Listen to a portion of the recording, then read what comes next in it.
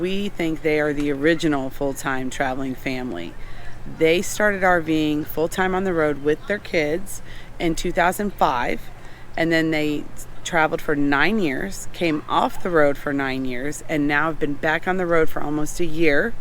And they did all this before social media, so you really didn't get to see anything unless you watch TLC, and we'll get into that later. Hey everybody, welcome back to the channel. I'm Jason. I'm Julie. And we're Destination Full Time.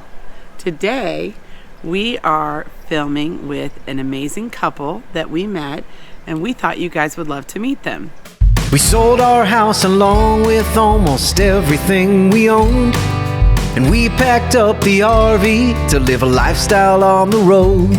Now we're free from sticks and bricks and that old life we used to know. Come and join on our adventures, all the places that we'll go. And living in the RV is sublime. Destination Full Time. We are sitting here with Katie and Vernon from Nomad Nesters. They are on Instagram and Facebook. They are working on TikTok and maybe some other things, so make sure you follow them on their adventures. We think they are the original full-time traveling family. They started RVing full-time on the road with their kids in 2005, and then they traveled for 9 years, came off the road for 9 years, and now have been back on the road for almost a year. And they did all this before social media, so you really didn't get to see anything unless you watch TLC. Okay, so tell me how you got started traveling full-time with your family in an RV. All right, I'm gonna let Vern tell the story, and then I'm gonna have to come back in at the end probably and clean it up a little bit. I don't know, I've got this down pretty well. So first off, this was absolutely not my idea. This is all Katie. I am the victim in this. And so Katie needed to get on the road so bad, and her goal was to get us on the road traveling full-time, and that was not normal. And I told her, this is not normal, we can't be doing this. But she spent the next several years forcing me into finding online jobs and ways that I could work remote. Which wasn't a thing back then. We didn't have internet, there weren't a lot of online jobs, so it was a little, we had to get creative. It took a bit, and so we got that figured out. She comes to me and says, I think we're ready. I think we're ready to do this. And I said, I think you're right. We're getting close. At that point, I had a business trip that took me away from the house for about a week. And when I came back home, as I'm pulling up in my car to my neighbors, walking out with my TV, my couch, all the things that were mine, and I'm asking them, what are you doing? And she said, well, your wife just sold us your stuff. I walked into an empty home and a wife that said, you said we were ready. I just thought I'd help. Let's go. And that's the start of our adventure. Then we needed to get our RV. And well, I also called, at that time we had just been in Texas, so I took the kids on a 4-month-long pop-up road trip. It was going to be 2 weeks, and I really wanted him to like get it and know I wanted to do it. And I'm like, was this over the summer? It was over the summer, and okay. We homeschooled our kids at that point already. So I said, I'm going to go for a quick little ride. We're going to go for a few weeks. We ended up leaving Texas, going to Galveston, then all the way up to Seattle. And I think after 4 months, he missed us, and that's why I was like, okay, we can do this. But I also, at that point, we had just moved to Texas. We were renting a home, so I called the landlord and I said, hey, we got to break our lease. We'll be out in 3 weeks. So we literally had like a week to find an RV and like 2 weeks to prep. So wait, did he know that you did this? He didn't, but I just want to clarify. Just like you sold the house on him. I'm a super nice wife. It just may not sound like it. So. Yeah. So we were on a really short time limit, so we had to get an RV. Right. Yeah, so it was a quick hunt, and we found what we thought was the perfect RV out in California. We're living in Texas. We called the guy up. We're like, is your RV still for sale? He's like, yes. So I said, we'll take it. And he said, do you want to see it? Nope. And I said, I'm going to be honest with you, man. I don't know the first thing about RVs, and I'm just going to pretend I'm looking at it if I go there. So I might as well just commit now, and we'll take it. And we bought it sight unseen and drove out there to pick it up. But didn't you have something happen when you first got it? Very first hookup, it was amazing. We hooked up. We've never been in a trailer really, besides like an RV show at that point. Yes. Didn't know how to pull anything. Didn't know how to do it. He helped us hook up to our rig, our truck, and we drive down the street because it was at his home. We get to the end of his block, make our first turn, and everything locks up and we're skidding tires down the road. And I'm like, I broke it already. I had to walk back to his house, tail tucked, head in shame, and ask this guy, I don't know what I did. I just broke your RV. And he's like, well, it's yours. And he made sure I knew that. And walks me back and shows that when I hooked up, I had hooked the emergency brake wire between the kingpin and the hitch. And so as I turned it, pulled it out and locked all the brakes up. So at least we knew it worked. So you learned really I fast. learned Really real fast. fast how that worked. And that was our very first 5 minutes and so in the RV. It was great. But to be fair, our whole marriage is like, I want a truck. He's from Texas. When we were first dating, like, I don't know, 2 months into dating, I accidentally drove with his truck in low, and I blew up the engine and caught it on fire, and he was really hurt about it, really sad. So our Imagine whole marriage, that, yeah. he was like, I want a truck, I want a truck. So this was me being a good wife saying, hey babe, you get to buy a truck I now. finally made it So up he for did it. get to get like the manly truck. I he did. I got a wanted manly all truck. It was years. awesome. So What kind of truck did you I get? had a Dodge 1-ton dually, but we had 4 kids we're traveling with. So I did not want to sit 3 kids in the front and 3 kids in the back, or then we had 3 in the front, dogs, 3 in the too. back. So we found a company in Texas to customize a 3rd row seat on our truck, and so we sat me and Katie in the front, 2 girls in the middle, and 2 boys in the back, and dogs anywhere they wanted to be. And it was like when you pull up and you see those clown cars and people just come out. That was us. There were so many people coming out of our truck and dogs coming out of the truck. It was And awesome. kids weren't common back then, and I remember to this day, like, there were several times where you'd pull into an RV park and you're with like an obviously retired couple, and it's like, oh look, oh that's cute, they have 2 kids, and then the next 2, and this like look of dread, like what is Not next only to do we us? have 4 kids, now the dogs are coming out too. And they're parked next to us. Yes. Instant friendship. And it's a real thing with your RV. Like there was no envy of RV when we pulled up because people are like, that's going to park next to us. And it was so a bad. sad looking thing, but we eventually traded up. So Well, we didn't, you're new, you don't know if you're going to like it, and so we bought just a toy hauler, which weren't as common, and we literally put bunk beds in the back. We put real bunk beds. Like Real we went to the bunk- furniture store and bought a heavy wooden set of bunk beds that we bolted to the floor. Was there not a weight issue then? there. Might have been. We Might have been. We were too dumb to know any better. We Later were- on, we found out there actually was. And there's probably some common sense in not putting the bunk beds on the same side the as the kitchen refrigerator and and the the fridge, freezer. because we also installed a residential fridge next to it, and the whole RV always kind of drove like this. I just thought it was the way the road angled, but it wasn't. I It didn't was All the roads. All every the roads. road. Like, I don't care. We're living my dream. We got this. It was That was so- how we started. How long did you have that RV? I think it made it a 2.5 2.5 years. And then we ended up getting the Heartland came out with the Cyclone. It was a 3950. Oh my goodness, you guys, it was whoa! Like we went and we walked in, and It was like a mansion compared to it, or same size, it was just fit and finish? I think it was like, I think it was 3 feet longer, but it had slides, it had like beds that came down, everybody had their own bed, the girls, like toy haulers are now. And I think that was good for us, because then everyone finally felt like they have a place. Like now every child had a place for all their things, and it made it huge, and it wasn't embarrassing to pull up in the RV park anymore. Yes. I mean, our RV was held together literally with like bandages, and it was our first time into Louisiana shortly after starting on the road, and we had aluminum siding was our first one. And as we're pulling into Louisiana, the front edging that held the aluminum siding in came off, and Like a about tin 5 can. foot back of the paneling peeled down the side like a can opener. And I look out the mirror as I see it was real insulation flying down the freeway, and our whole thing is just flapping behind us. And I had to pull over late at night, figure out how to bolt things back in place so we could at least finish the drive, and that's the way it stayed. But And I have to say, like, kudos to him, because this was maybe a month and a half, 2 months into it, and we had these things happen and we weren't prepared. And I think what was so awesome about it is even after that first month, he saw how cool it was to have our kids together, and because we always had homeschooled, and I think it was that vision where he's like, okay, yes, this isn't like what we expected, but it was that moment where you had to decide, what are we doing this for? And we had to make the decision and really dig deep. And we weren't RVing to, be at RV parks or all the things. We were RVing to bring our family closer together and see the world and educate them. And so have to say, even though I threw him into the situation, he handled it like a serious champ. So it was good.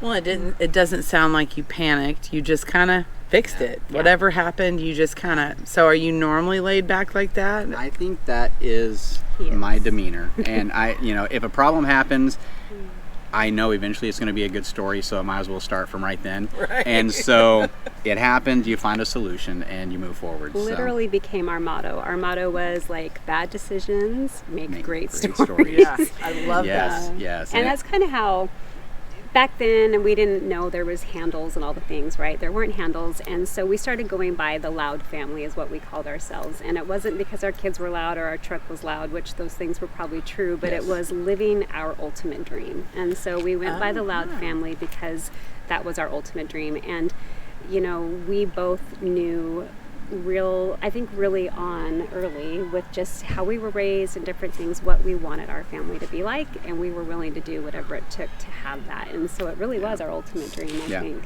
Yeah, it was nice to get the kids away from just normal influences, whether it was just kids at school, whatever it was. We got away from that. Our family was the kids' influence, and we put them in really positive environments that allowed them to experience things that other kids will not be able to experience unless they're in this lifestyle, and to be able to grow from it. And our travels from Canada down to Mexico, they saw so many different cultures. They learned to respect them all. They learned it's in your best interest not to be passing judgment, and just to appreciate people for wherever they are. And that growth I see in my kids even to today. Yeah, that's pretty amazing. I am curious, how did your kids adapt to life on the road? Because it wasn't a common thing. There weren't all these families doing the same exact thing. So how did they do with that? At first it was a little bit tough. I mean, there weren't a lot of groups. There was a group called Families on the Road, and there were a few families in there. And, we really had to look and search and find each other. And when you saw a family, you just would grab onto them and see if you really clicked. It was really easier for our boys because we met a family and we became really good friends, and they had twins that were right between our boys. Our teenage girls, as they got older, it was a little bit tougher, but I think really it was just, if you saw a kid, you'd go say hi. We did a lot of community sports. Like if we were in Florida for a month or two, the kids would take karate. Birthday parties and things are kind of lonely, so we were at RV parks where there were kids, like up in New Jersey. They had what was that called? The Seaside RV Park. It has a water park there.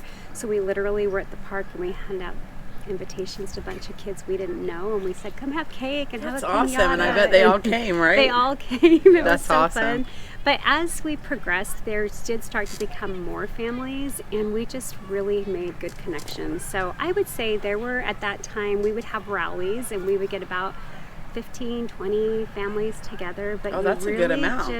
Maybe once a year. Those were an annual kind of thing, everyone trying to converge. So that was fun. And then you would have to be able to say, you know what, it's a friend of ours' birthday and they're 2 states away. Let's go. To them. And we would just drive out and meet them, and that's cool. Those are the efforts you put forward to let your kids have friends. So. Like as far as like a weekly and daily basis, there might be a family in the RV park, maybe once in a while.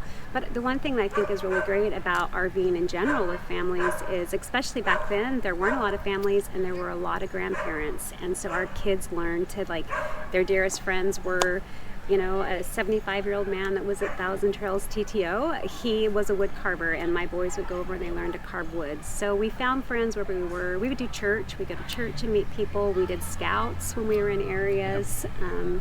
It was different, but they really became each other's best friends, which was kind of our goal too. Yeah. Well, and now to this day, are they much closer? They are. They are super good best friends, and I think that's probably the thing out of everything, that was the most important to me, and they are really close now. So, because you can't get away from each other, kind of like when you're married in an RV. It's like, you're my best friend if you like it or not. So, tell me how easy, or if it was easy at all, to find an RV spot back then, because there's so many people on the road now. We know how hard it is now, but was it hard back then?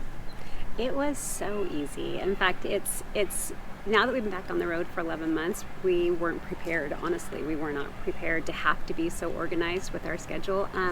We would make arrangements. We'd reach out to, Thousand Trails and say, hey, we want to come in next week.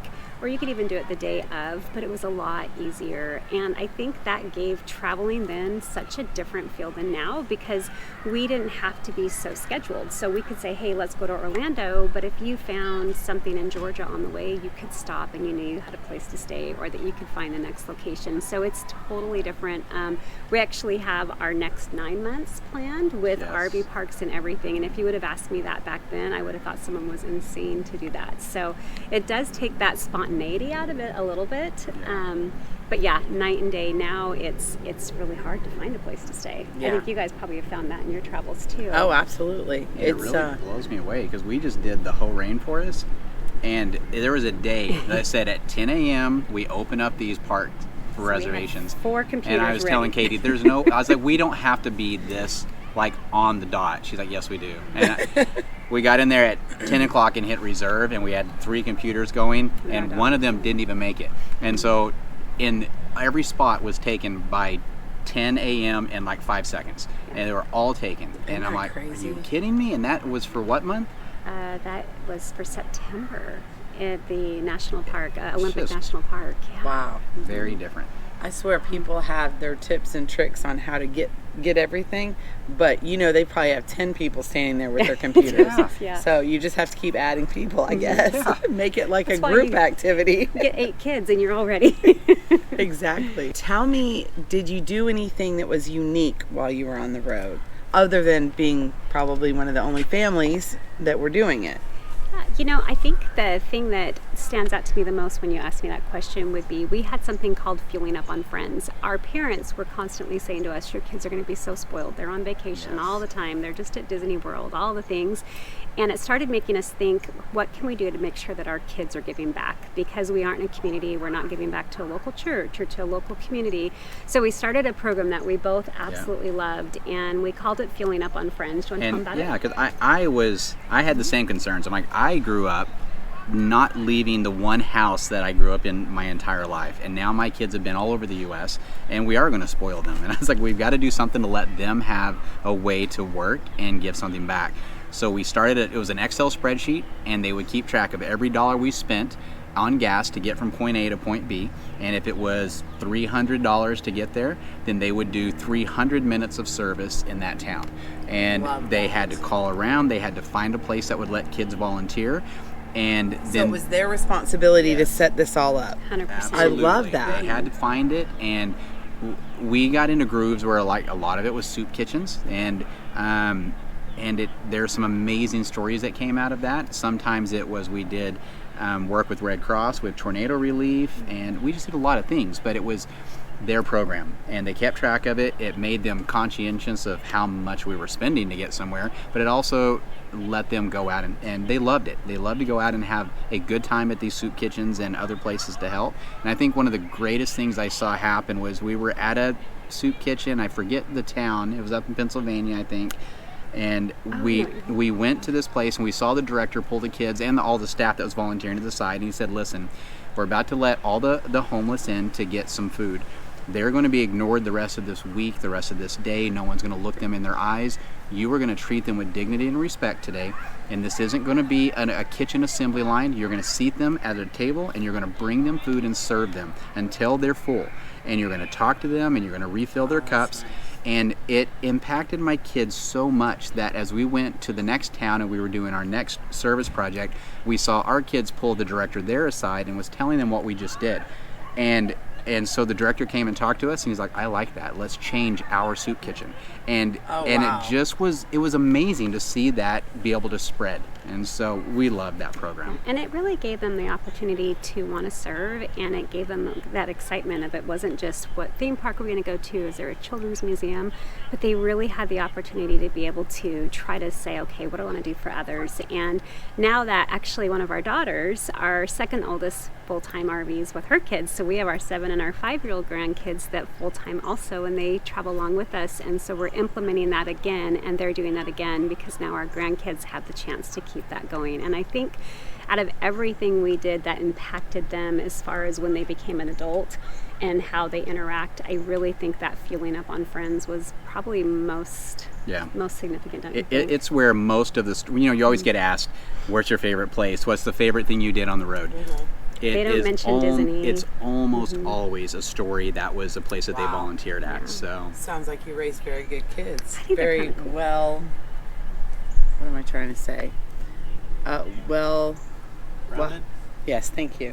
Very well-rounded kids. And I think you don't get that often, especially with this lifestyle, you know, and I wanted them to have that. So that's probably the most unique thing we did with our kids, I would say. Well, and I know a lot of people struggle to find places that will allow kids to go anyway. Yes. So by you guys developing that program even further, I think that would help a lot of families, because I remember just being in a sticks and bricks and not being able to find a place for my daughter to do that. And we absolutely wanted her to have those same experiences. Well, we're excited, and that's right now we're in the process of building that website and that forum so other families can share where they've gone, or they can log their hours and they can have those experiences, but then they can also say, hey, we want to go to Pennsylvania, and we'll have family approved areas that they can go to. So that's what that's we're awesome. super excited yeah, about. it's gonna be great. I know that recently in the last few years, reality TV is starting to come to the RV industry, like RV Unplugged and all that kind of stuff.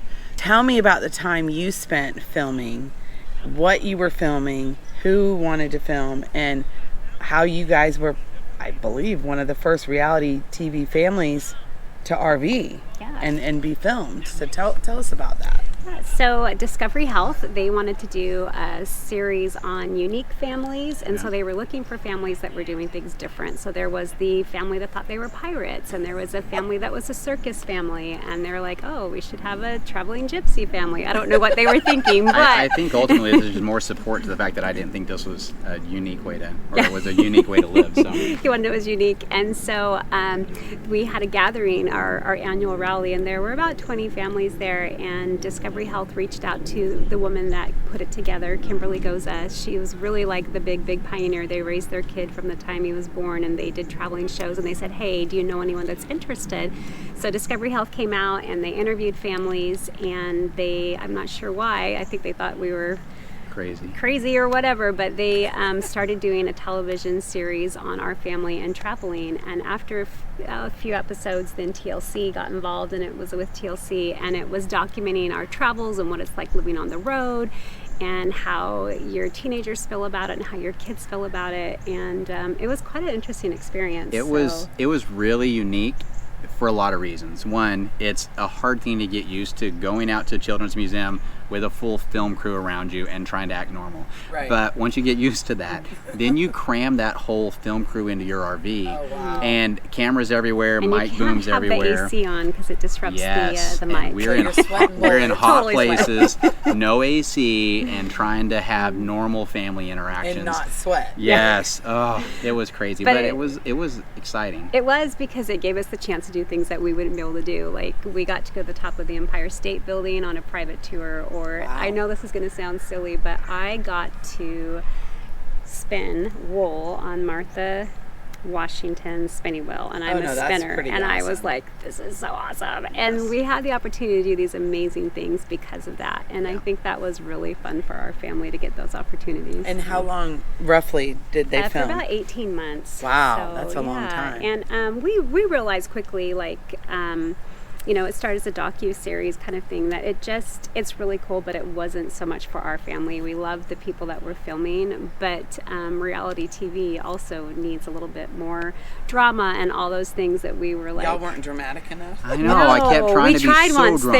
They asked us to do a fight once. Do you Yes. remember this? Yeah. Oh my heavens. They wanted us to do a fight, and like, we need you to fight. And there was like John and Kate and people like that were at the same company, and they were fighting. And so they're like, we need you guys to do a fight. So he comes in, and we were actually working, oh my heavens, we were working a fireworks stand. So we were tired and hot, and like, we want you guys to, you know, get upset. And I was kind of annoyed with them. And so he walks in, and I have all this laundry, and I'm like, you didn't do the laundry. I'm so angry. Ugh. And I'm like, yeah, no, we're not actors. It was so bad. It was like, they're like, yeah, cut. We're not fighters. Okay, y'all don't have to fight. Like, I'm a lover, Exactly. Dottie, not a fighter. It was good. But it was a lot of fun. We became really good friends with the crew, and it was interesting because they'd say, okay, where are we filming next? And we would just Where ask do you them, wanna go? where do you want to go? And that's and cool. so they would say, oh, we always wanted to go to this place, and we'd say, well, that's where we're going to go then. So Wow. we just got to travel places they thought were interesting also, and we got to cool is share the that? love. So it was Yeah, great. It's really fun. Yeah.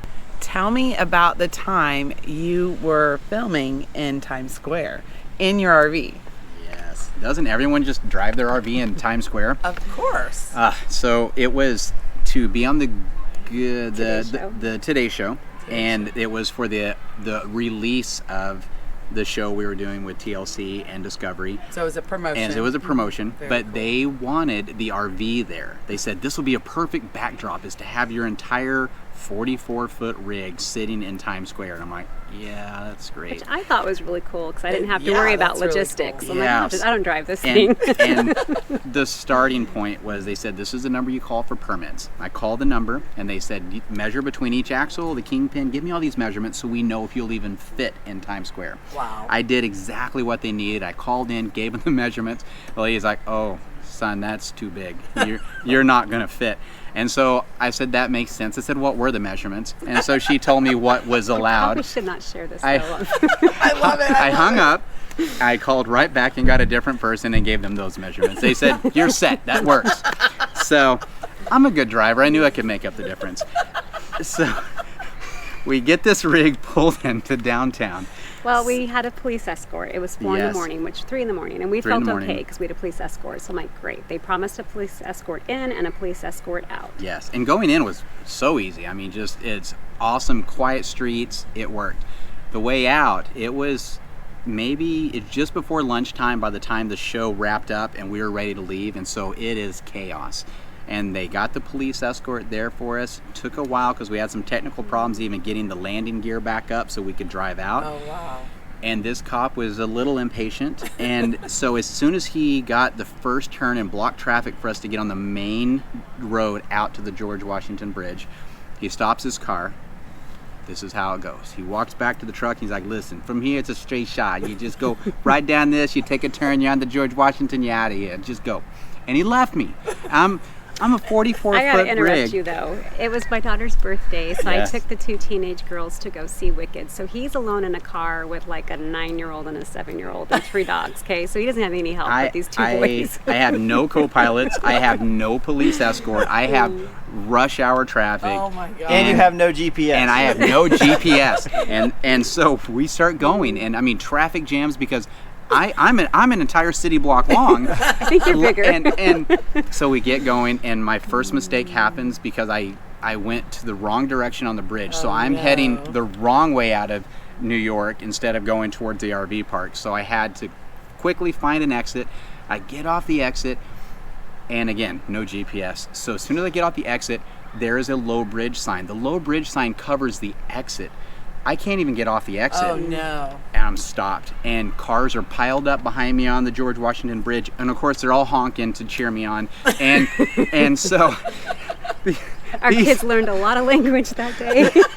it was, but in true New York fashion, these homeless guys that were panhandling up there came up to the window. They're like, "You're having some trouble, buddy." I'm like, "Yes, I am." They said, "What can we do to help?" And they said, can you get those cars behind me out of the way? And they did. There's 3 of them. They went back and they moved all the cars behind. Took about 5 to 10 minutes. And then I backed my rig all the way back up onto the George Washington to get to the proper exit to turn around and go the other way. It was chaos the whole way. But we made it. We made it out. The day was awesome.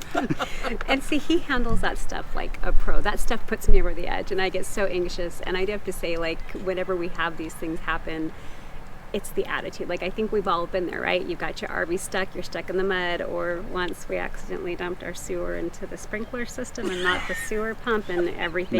That's another story. You know, he just handles it and just lets it fly off his back. And I think that's the thing we've learned about traveling. And you probably experienced that, is that things don't go right, but it's not the end of the world. Right. And you just keep moving forward. Right, and the So, fact that we can take our homes anywhere we want to go Yes. Yes. makes all of it worthwhile, right? Yeah, we love it, and we get to meet people. We Yeah. get to have new You guys. experiences. It's beautiful. Yeah. We love it. Well, I'm excited that you guys are back out on the road, and we met them at the Tampa show, the RV Super Show, Florida Super Show. She said it wrong that time, not me. So we got a chance to meet them at the Super Show and happened to run into them again here at TTO, and thought you guys would love to hear these stories because this is pretty amazing. You guys, I feel like, are the original full-time traveling RV family. It's fun. And I have to say, it's the best thing we ever did. And to be able to watch my daughter now do it with my grandkids and relive that through them has been really, really fun. It's so rewarding. If you're not doing it, find a way to do it. Get That's out there. right. That's right. Well, thank you so much, you guys, for you. taking the time to speak to me. We hope you enjoyed this video. We hope you like, comment, and subscribe to our channel.